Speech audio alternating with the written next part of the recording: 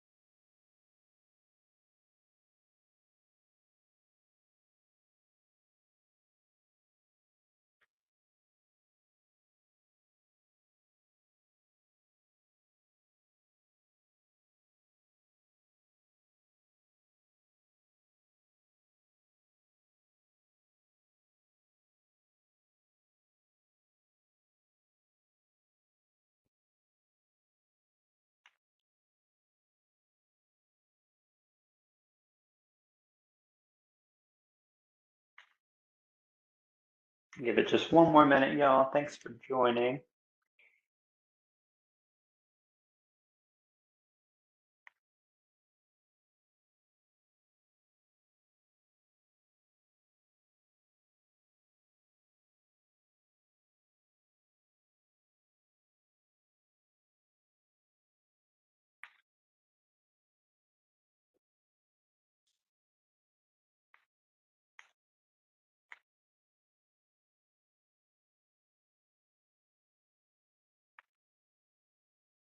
All right, y'all, we will get started.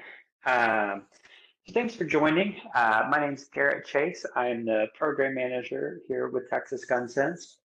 And this will be a relatively quick update from the Texas Ledge, just what has happened over the last few weeks that we've been keeping an eye on, and what is coming up and expected in this last little less than a month left in the legislative session. And before I fully get started, I do want to drop in the chat. If y'all have not seen our scorecard for legislators and want to see how your legislator has scored on their stance on gun violence prevention efforts in past legislative sessions, not including the current one, you can check that out there. It's always good to know just where your specific legislator stands. So for those on the call that aren't aware, this is one of our programs, Texas Healthcare Partners for Gun Sense. And the purpose of this is just to gather a coalition of healthcare professionals and mental health practitioners committed to advancing policies to reduce gun violence in Texas. We've got so many people that have different areas of expertise in the healthcare field that have been wanting to get more involved and be able to use their specific expertise to speak on bills and testify at the Capitol and write their legislators with that knowledge that they have that most everyday folks don't have as a healthcare provider. And so from policy briefings to advocacy at the Capitol, supporting us at events, things like that, we're getting healthcare advocates together to really just strengthen the movement overall. So if y'all have been getting our emails, there was a hearing in the State House of Representatives a few weeks ago on April 14th that had 17 pretty bad gun rollback bills that popped up. They loaded them all into one session in a pretty tiny room and kind of let everything happen throughout that one day.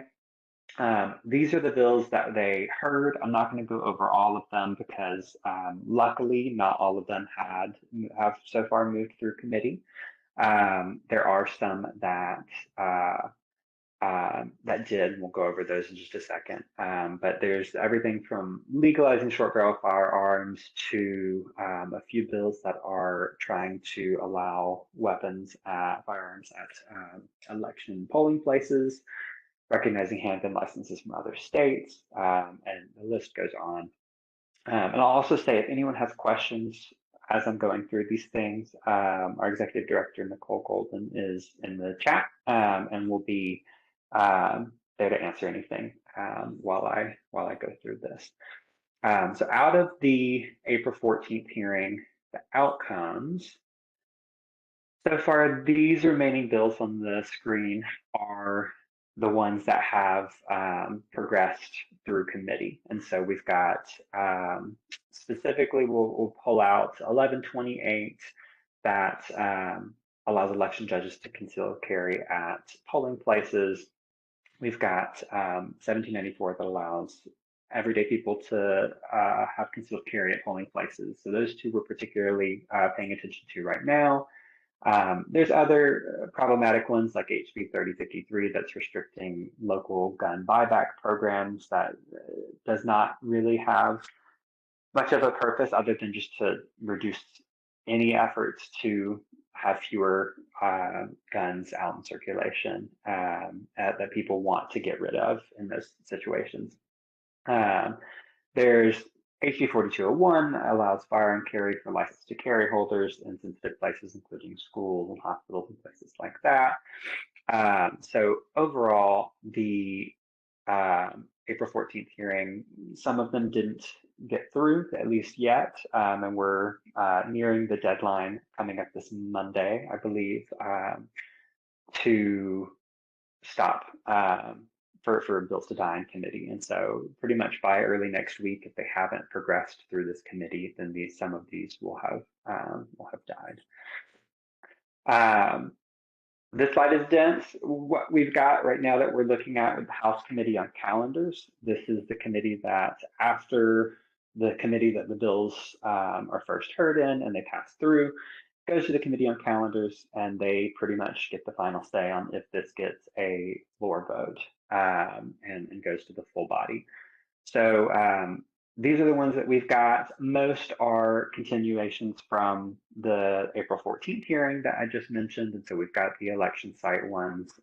We've got the retired state attorneys to carry handguns, county commissioners, the local gun buyback program ban. And there's a few others that I want to flag. There's SB 1596, which is the Senate version of the bill that would legalize short barrel firearms. And we are doing our best to keep track. There are House versions of a lot of these bills, Senate versions for the other, and it's pretty much a race to the finish on who gets them passed in their body first and passes them over to the other chamber. And right now it looks like SB 1596 is getting more traction than the House bill version. So that one is the one that would legalize short barrel firearms. SB 1718 is also just a big insult to Texans. It would allow taxpayer funds to support NRA events in similar ways as like party conventions, I believe, and big state events like that draw in a lot of a lot of revenue and attention to specific cities in Texas. The NRA obviously has a big hold on a lot of our politicians, and this is another example of laws that are just trying to benefit these special interests. I'll continue from there. As of today, we've got about 26 days until the last day of session. We have split out here the bills that we're particularly paying attention to. There are definitely some bad ones. I do want to mention first these three good bills that we have been pushing for from the start and will continue to push for until the very end of session. HB 528 requiring schools to provide parents with info on measures to prevent suicide for students at risk, including secure storage information. 2250 to strengthen safe storage laws and keep guns out of the hands of minors, and 1556 that would raise the age for purchasing semi-automatic rifles like AR-15s from 18 to 21 to match the handgun age in Texas. So these three bills, as of right now, to be completely honest, it doesn't look like these are going to get a committee hearing. It would be, if it does, it would be a surprise. It would be very rushed before the committees have to submit whatever bills have not died in committee to the House Committee on Calendars. So right now it's looking like these we are not super not looking super great. We will again continue pushing for them, try to get a hearing last minute, but it looks like these might it's likely that these won't go anywhere this legislative session. The bad bills to touch on. So HB 4201, that one's the one that I mentioned that would broadly allow firearm open carry in schools, courthouses, hospitals, bars, places that we don't need guns, that are just already very vulnerable spaces, and we don't want to make them more unsafe than a lot already are with various threats. So HB 1403 is one that we're particularly paying attention to. That one would bar child welfare agencies from asking prospective foster parents how many weapons are in their home. If I recall, this bill's been pushed a couple times, and this time it seems to be making some progress. They've been chipping away at some things as far as prospective foster care parents and the ability for the state agencies to inquire about how many firearms are in the home and how they're being safely stored and things like that. And that, should be bare minimum. We should be able to know that if we're putting someone in the care of an adult, that they should be storing their weapons safely, that they are responsible enough to store their firearms and therefore protecting the children that they might be receiving in foster care. So that one we're paying attention to.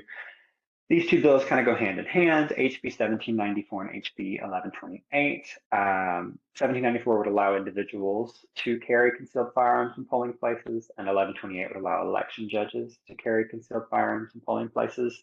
It's not a surprise to anyone on this call. I presume that we don't need guns at polling places. It opens the door to people discreetly or openly being threatened with guns, people trying to just really lean into voter intimidation. And with voter laws also on another end of the advocacy spectrum being chipped away at federally and at the state level, it just opens the door to a lot of intimidation, a lot of fear and lack of safety for people to just be able to exercise their right to vote. So we're definitely keeping an eye on these and trying to stop them from progressing. And if they get to a House vote, hopefully we can get it to not pass. We're hoping that it doesn't get scheduled. So 1596 would legalize short barrel firearms, like I mentioned. This is the Senate bill side, and then 1718 again is the taxpayer funds to support NRA events. So these are the bills that we're particularly looking at, and I do believe that the election bills have been scheduled for a vote now. So one big thing that we want to highlight and hopefully get your help on, if y'all can get in touch with your legislators and show up to this hearing. Tomorrow, Thursday, May 8th, starting at 8 a.m. At the Capitol, a subcommittee of the Criminal Jurisprudence Committee in the House is pushing for SB 1362, which would essentially ban all non-state of Texas authorized red flag laws. And so extreme risk protection orders. This would include federal extreme risk protection orders, out-of-state orders, municipal or county level efforts, unless there was a specific piece of state legislation that enforced it. And obviously they're chipping away at red flag laws. And so they're trying to make it where they won't be enforced no matter where it's coming from if someone comes into Texas. This is a priority bill of Texas gun rights, which is spearheaded by none other than Kyle Rittenhouse. That speaks for itself. We are definitely pushing against this one. If you are available to come to the Capitol tomorrow or write to your legislators, if you're not available to attend in person, I'm going to drop this in the chat. We've got the hearing notice for you to save. And sign up to testify as just a Texan, if you're a gun owner, if you're a healthcare provider, whatever position you want to come at it from, and just to emphasize that this is red flag laws save lives and make communities safer, and we really have to stand against SB 1362 from getting any farther. So some important dates, because the Texas legislature likes to put a lot of legalese and make things intentionally confusing. Coming up this Monday, May 12th, is the deadline for House committees to report all House bills. If House bills, specifically House bills, have not progressed out of committee, those bills die in committee and they won't be passed this session. And so those, if there's any that die in committee, we at least don't have to worry about them for this session on the House side. Friday, May 16th, next Friday, we've got the final House readings, and this is the last day for the House to consider specifically bills that originated in the House of Representatives. And so so Monday the 12th it has to be out of committee by Monday, and then by Friday the 16th is the last chance that they have to vote House bills out and pass them over to the Senate side. Friday, May 23rd is the Senate bill reporting deadline, and so House committees must report all Senate bills and joint resolutions, and this makes sure that any legislation that originated in the Senate has time to move through the stages of the House. And I'm so sorry, there's a typo in here, but Wednesday, May 28th is the final Senate readings. That's the last day for the Senate to consider Senate bills. June 2nd, Monday, June 2nd is the last day of the regular 89th Texas legislative session. We never know if Greg Abbott will try to call a special session. We're hoping that won't happen, but that's why we put regular in here. As of right now, all we know is that the legislative session ends on June 2nd, and then we will go from there. And I really want to emphasize this part at the bottom is that it's been an uphill battle for a long time in Texas. We're always working to make it safer. This work is not dependent on specific legislative sessions. We're going to be more active, obviously, when the legislature is in session. But no matter how good or bad the outcome of this legislative session is, we take some time to rest and recover, pick back up, and continue to work. These legislators work for us even when they are not actively in session, and they do owe you responses as your constituents. And it's always important to keep putting the pressure on. One other thing that we would love everyone's support on, and I think I sent this out in an email if anyone received it. We do have a memory fox, which is for the most part, a video recording campaign site. So we are really looking for folks to share their story via short videos. You can also have a written message, I believe, instead for a public service campaign aimed at promoting safe storage policies and practices related to guns. And so we're really trying to shift the culture towards more responsible gun ownership, and it helps us to really show people at the legislature that the majority of Texans, as it's been proven through study after study, do support common sense gun reform. They want safe storage measures in place. We want to make our community safer. I've got that QR code on there, but I also have just dropped in the chat the Memory Fox link. So feel free to save that link as well. So after I go out of this slide. One thing that our advocacy team has been working very hard on is to get these toolkits together to make sure that folks know without having to come to one of these webinars or always be completely in touch with a Texas Gun Sense staff member and people who aren't organizers to know how to engage with legislators, what the rules are, how to write letters to the editor, things like that. So I'm going to drop some more links in the chat. This first one will be a letter to the editor toolkit, and we encourage folks to do that. We've had many TGS supporters write letters to the editor of the Statesman and other newspapers that have really just put our stance out there as wanting to advocate for gun safety. This next one will be our 89th Texas Legislature Advocacy Toolkit. And that one, there's plenty of information in there that is evergreen. It will be the same, a lot of the same information that we'll put out for the 2027 session. But we are still pushing that resource as we near the end of the session. And then this last one that I'll put in here is how to speak and give your opinion when it comes to committee hearings, when it comes to showing up at the Capitol, testifying, the different ways that you can record your support or opposition for bills.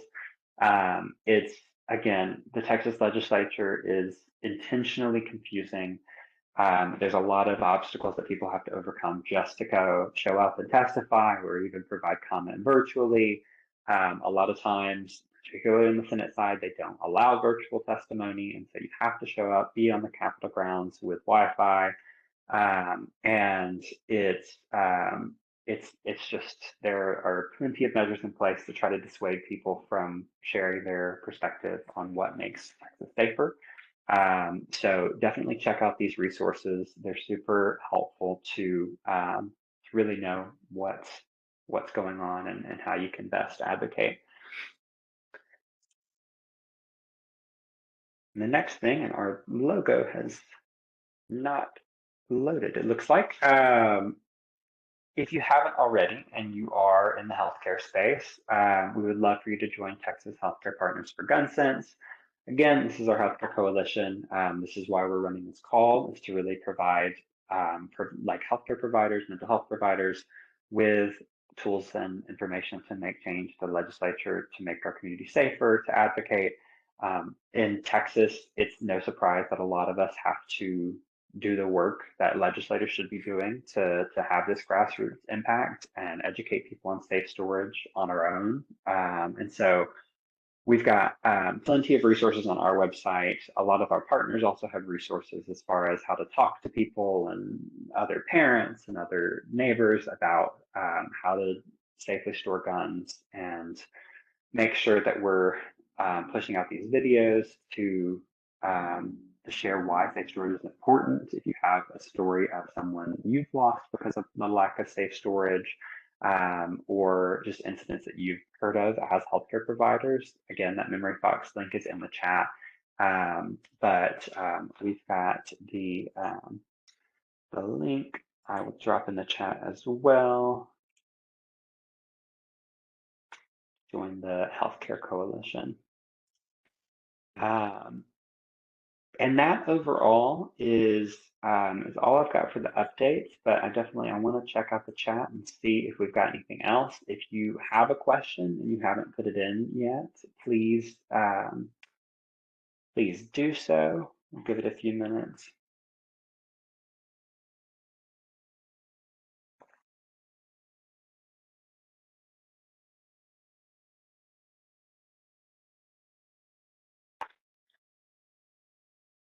Just in case, I'll bring it back to to this page the bills that we're particularly paying attention to.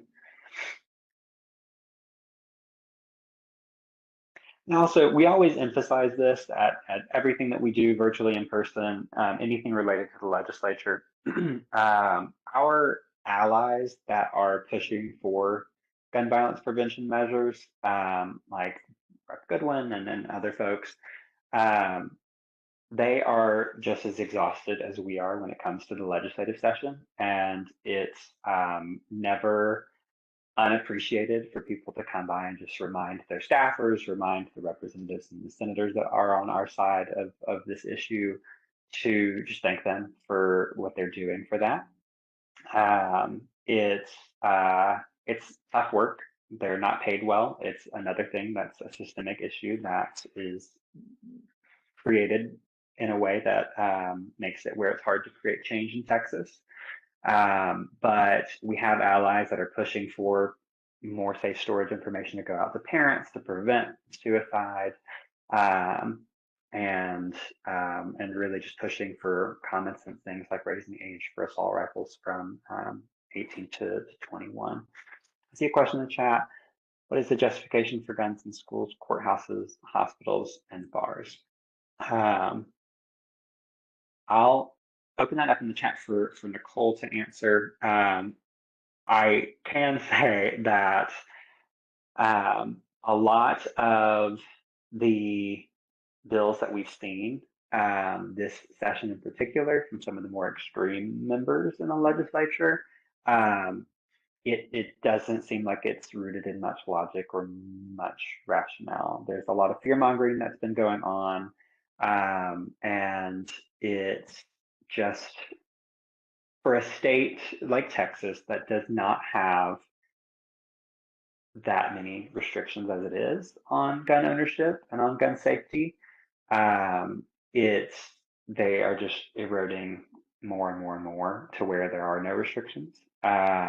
There's some there's plenty of special interest pushes for the things like the supporting the NRA events and the polling places, and plenty of theories that people could share that tie all these bills together. Co-sponsors for 1556. That is a great question. Nicole, if you know off the top of your head, if you can share.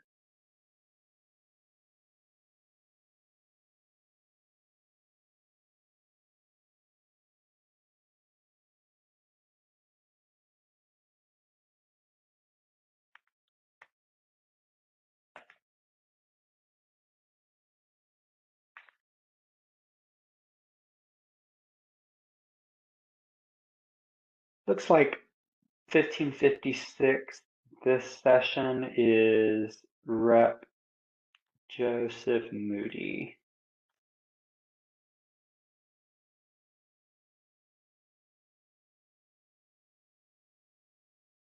Let me see if there are any co-sponsors. Doesn't look like there are co-sponsors in that one specifically, unless I'm missing it.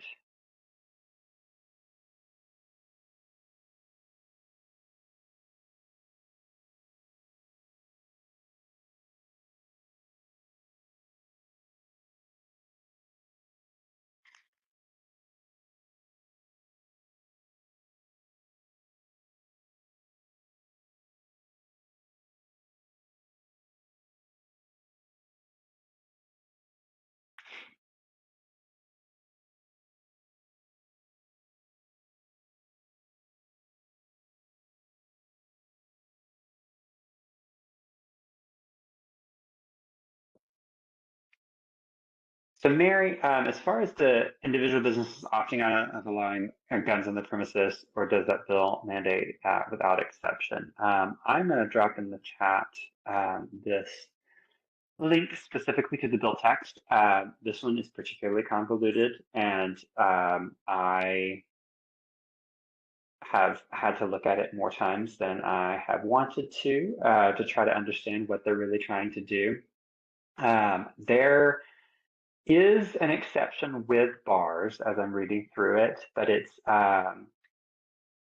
it's just the 51% rule for bars is it seems like that is still exempt, that if more than 51% of an establishment, their revenue comes from alcohol sales, their gross receipts, um, they are allowed to keep up the sign to prevent guns on the premises. Um, and I'll have to look. I don't know if it was this bill or if it was another one. I think it was a different bill specific to signage. And I don't think that this bill went forward, but just so that people are aware of just how they're coming at this from every angle. Um, there was another bill, and Nicole, if you have the bill hand, the name of that, so that people want to look it up of what they were trying to push. There was another bill that was specifically targeting places that served alcohol um, that had the 51% sign up that didn't quite meet that 51% threshold, and they were trying to put an administrative fine and then a revocation of their liquor license from the state if an establishment of any sort, except for I think like hospitals and nursing homes, which don't serve alcohol anyway, were exempt. Um, that one was it was very muddled. I don't think that it went anywhere, but it's things like that where there are two other laws in the books that do allow establishments to put up signs of their own. It was specifically about the 51% sign that they were coming after and trying to say that people that there were too many bars that were intentionally misleading folks by saying that they couldn't have weapons on the premises. Um, at the end of the day, of course, if whether they put up the sign or not, and it was 50% versus 51%, alcohol and guns probably are not a good idea to mix. So this is one of those things where they are just, as Nicole had said, that they're just trying to make more, just have more guns in more places.